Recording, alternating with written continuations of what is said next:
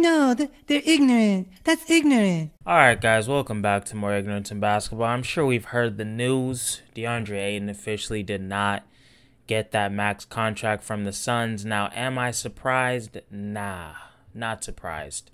You guys have been telling me how awful Robert Sarver is since the beginning, so when he does some cheap ass shit, am I going to be shocked? Of course not. Why? Because I'm not stupid. So, I mean, look, is this the biggest deal in the world? Probably not. You know, I would imagine they're going to max any offers that DA gets in restricted free agency. So, you know, they're going to keep him most likely. But I'm thinking about things like how DeAndre Ayton, if he's feeling like he's not valued and shit, which is ridiculous when you really think about it. Because it's like, bro, you're getting paid like worst case, what, $120 million to play basketball. So it's like, fuck off a little bit. Because, like, bitch, we're working at grocery stores and shit. But, you know, I get it. You want to feel valued, especially when you were the number one pick and you did just ball the fuck out in the playoffs. You get a game winner. It's like, damn, I'm the one that sacrificed and now I have to pay for it. So I get it. But, you know, from Robert's perspective, I also get it. It's like, you're not Luka Doncic. You're not Trae Young. You weren't dropping 50 and shit. You're not the face of the franchise. Why do I have to pay you and Devin and Chris Paul a max? Damn. But I did say in my DA video, he is extremely valuable to this team just on defense alone. So, I don't know. Like, these are things I'm thinking about too. Because I went back and, you know, because they say centers never get paid. So I went and I wanted to see the highest paid centers. So let's just go through them. We got Rode Gobert at number 1, 205 for 5 years, which fuck, that is so much money. And he actually, by year, isn't number 1. And honestly, I think the Jazz made a dumbass decision. Like, after what I saw from this man in the playoffs, he was just getting ISO'd, just put on an island and looking straight dumb. Now, usually, like, the trade-off with playing a center when a team goes small is you could give it to them in the post and they could take advantage because they're being guarded by, like, a 4 or sometimes even a 3. But Rode can't do that because he doesn't have any skills. So I'm like, why the fuck would I give a skillless dude $200 million? Because I'm the Utah Jazz and I don't know how to run a franchise properly. That's why. And that is why I will always shit on your team, because you make horrible decisions. Now, Joel Embiid, fuck, that is so much money. He gets paid... I'm just looking at this like, fuck, why couldn't I have been a foot taller? $195 million, but that's for 4 years. So this dude's making $49 million a year. Now, Joel, like, again, DA, you're no Joel. Joel is the guy. He's the man in Philly. He's the face of the franchise. And he's a fucking big man, but he's also like a perimeter player. He can shoot threes. He's got a nice, like, fadeaway, like, turnaround jumper and shit. He can do everything on the court. You know, he gets injured like a motherfucker, but as far as what you need a guy to do, it's like, I get it. Towns is third with 31 a year at 160 million. Fuck, that is still so much damn money. Face of the franchise. And then next is Jokic, 30 million a year, 150, 5 years, so I don't know. Hopefully he'll get something like that, 30 for 150. I mean, like, that's not good enough for you.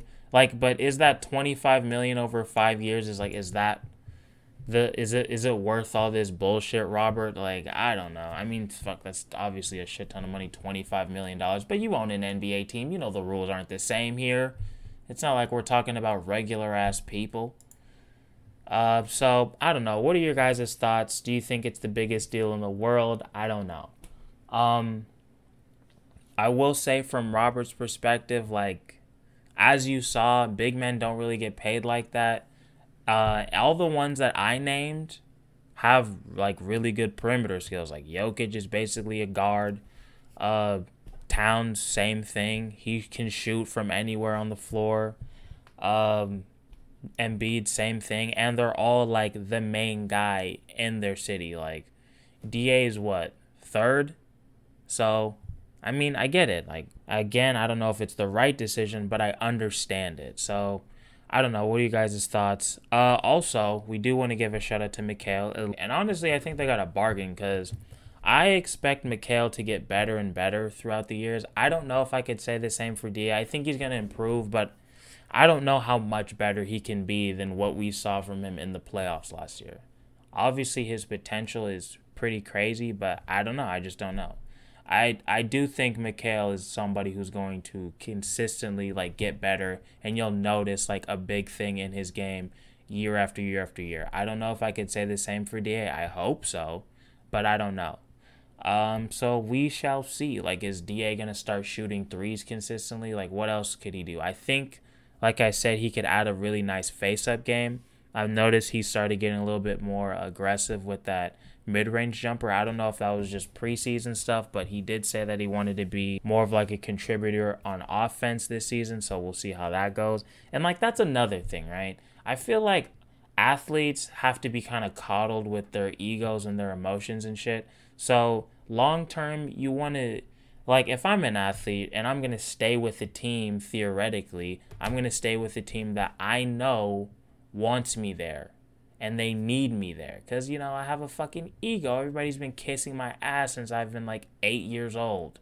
You know, this isn't that. This is like, we don't want to give you that much money. We could, but we don't want to. So if anybody, we'll see what you're worth. You know, that's kind of how he could take it. Now, I don't know if he's going to take it like that, but I would imagine it's kind of hard not to. So we'll see. Like, I don't know how this is going to go. Only thing I can hope is that it doesn't affect too much this season. Like, he doesn't get in his head or feel like he needs to prove something and it fucks with like the chemistry of the team. Like, when it gets to shit like that, which is why this kind of scares me a little bit. Like, it could lead to that, but I don't think it will. I definitely hope it doesn't.